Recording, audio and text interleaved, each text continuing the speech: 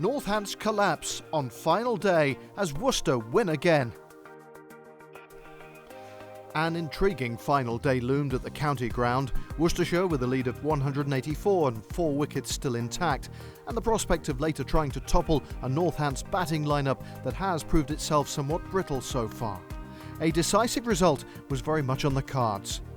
Worcester made a cautious start though. The first boundary via the blade of Barnard took 12 overs to arrive.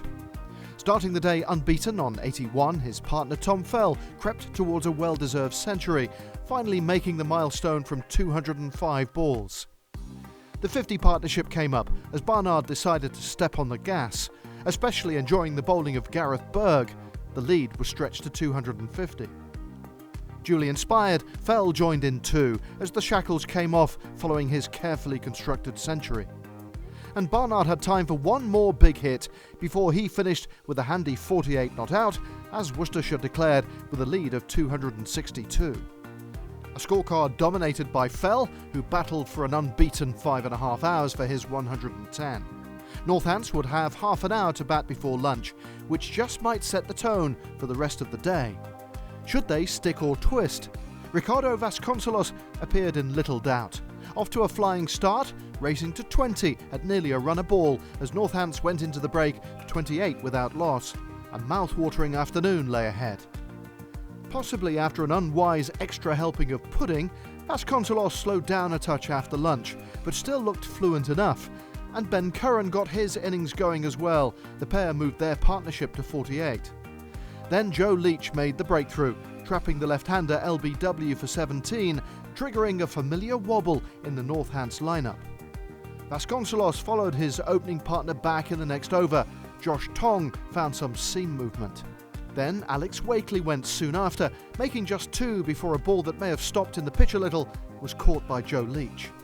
Ed Barnard found some bounce and away movement to account for Charlie Thurston, who made only 11, and just 6 more runs were added when, with the score on 77, Pennington found some more variation in the pitch to account for Richard Levi. 5 wickets down and an all-too-familiar tale from Northants.